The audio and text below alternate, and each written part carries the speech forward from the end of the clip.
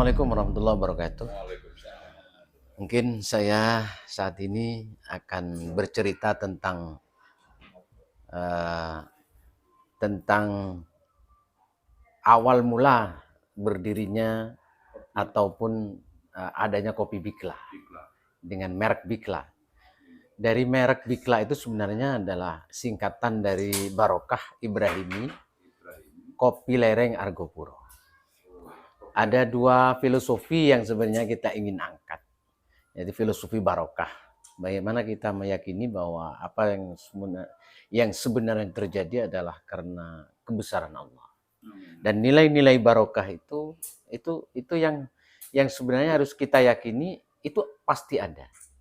Ziyadatul khair, tambahan kebaikan. Makanya dengan adanya Bikla akhirnya hari ini pesantren semakin dikenal, kemudian usaha masyarakat semakin meningkat, pendapatan masyarakat semakin meningkat. Bahkan apa yang saya inginkan waktu itu ada agrowisata pesantren, akhirnya sudah mau terwujud. Ini yang kemudian saya katakan sebagai nilai-nilai barokah. Kemudian kopi Lereng Argopuro, saya ingin mengangkat brand lokal sebenarnya.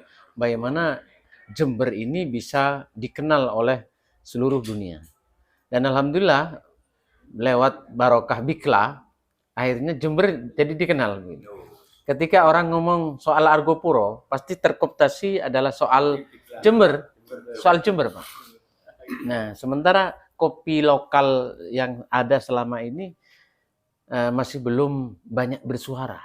Kalah brand dengan kopi Aceh misalkan, ada kopi Gayo, kopi Ijen, macam-macam. Jadi Jember walaupun hitungan kasar saya ada sekitar 50.000 hektar tanaman kawasan kopi yang ditanam oleh masyarakat di luar perkebunan PDP itu seluas itu, tapi nyatanya masih brandnya tidak ada.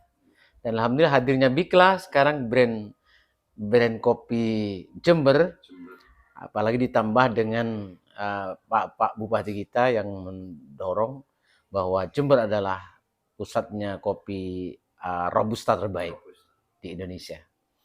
Itu semakin menarik. Nah, kembali kepada Bikla, benar-benar saya katakan barokah. Karena sebenarnya awalnya saya juga bukan pedagang kopi.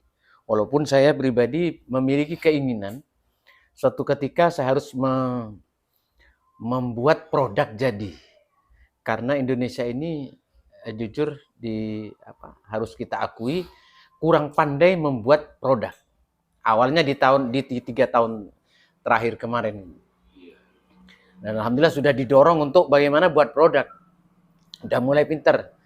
Nah, Indonesia ini tidak pandai buat produk, Pak. Selalu kopinya itu bukan cuma kopi, bahan yang berbasis dengan alam itu diekspor, dikembalikan ke Indonesia lagi dengan harga yang jauh lebih mahal. Dan di sini ada sebuah keinginan saya. Nah, alhamdulillah satu ketika di saat ekonomi saya sedang tidak baik lah, di puncak ekonomi yang sangat tidak baik itu, saya memohon kepada Allah dengan sedikit protes begitu mungkin.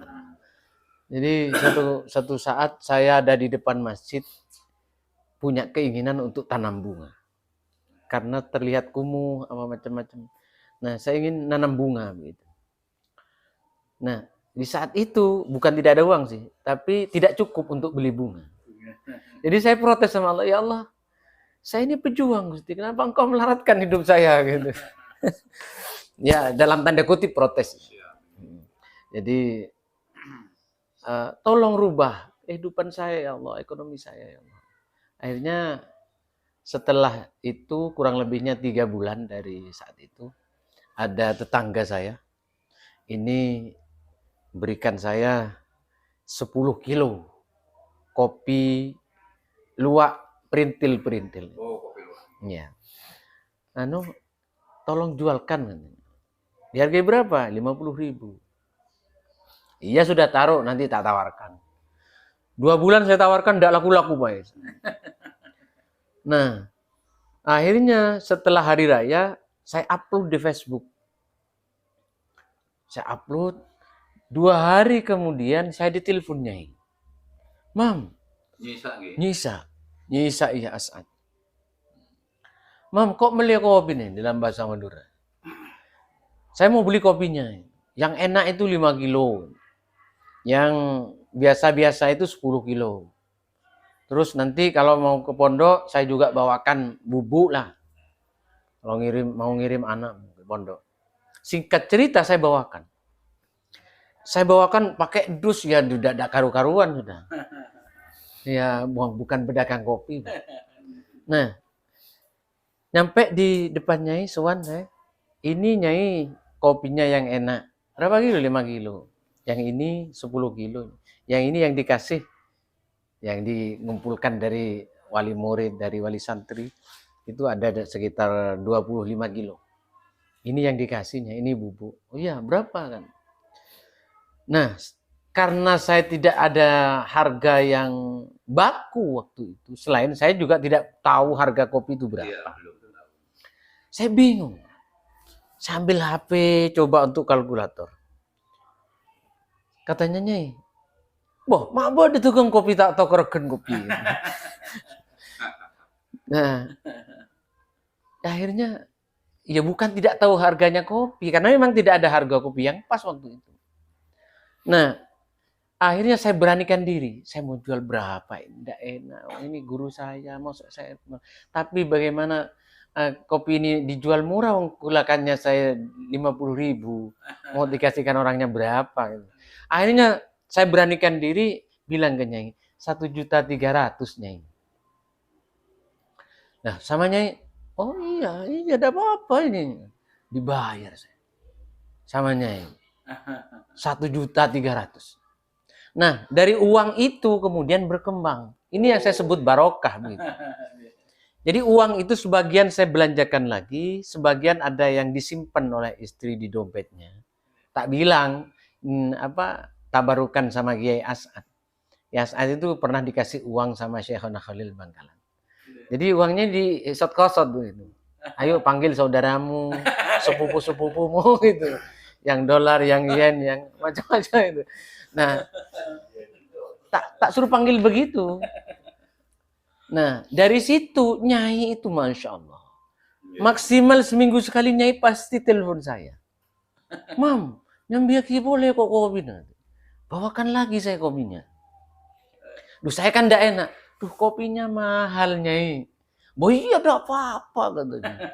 Uang kopi seperti itu di pasar Sembagus itu dijual 25.000. Cuk, ada yang pasar Sembagus segemi ibu. Katanya Nyai waktu itu. Ternyata beliau itu memberi semangat ke saya. Motivasi agar tetap semangat. Uang ternyata di pasar Sembagus tidak ada kopi luwak yang dihargai 25. Cumanya itu. Seminggu lagi telepon lagi. Sampai pada akhirnya saya ada ketergantungannya. Setiap saya mau ngirim anak di pondok, saya tidak punya uang, saya bawa kopi tak jual di Nyai. Ini betul-betul min auliaillah subhanallah Nyai. Jadi suatu ketika saya bawa di mobil saya, di belakang mobil itu agak lumayan banyak. Nah, setelah saya turunkan dihitung sama Nyai, dibayar selesai. Saya berpikir di mobil masih ada. Kalau tidak saya jual ke Nyai, ini kan saya harus muter-muter nawarkan lagi. Masih kemana-mana. Harus kemana lagi saya menawarkan. Akhirnya tak beranikan diri. Nyai, di mobil masih ada.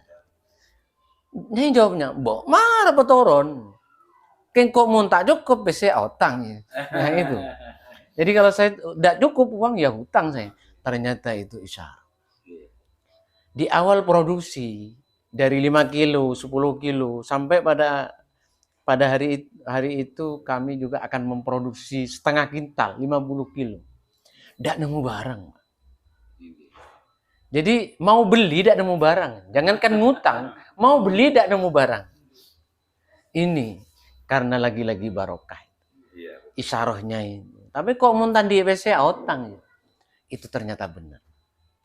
Setelah itu jangankan itu sudah ngantri yang mau ngutangi ke saya. Saya kan tidak punya modal.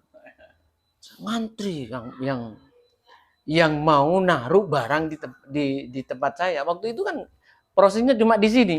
Satu peta ini ukuran 2,5 meter kali 6. Satu mesin kecil ukuran 5 kilo. Ukuran 5 kilo mesin kecil itu. Setelah dari dapur tadi, awalnya di dapur, disangrai begini. 5 kilo, 10 kilo. Setelah 10 kilo permintaan makin banyak, saya buka di long-longan begini. Alhamdulillah sampai hari ini berkembang dan bisa produksi minimal 1 ton per minggu lah.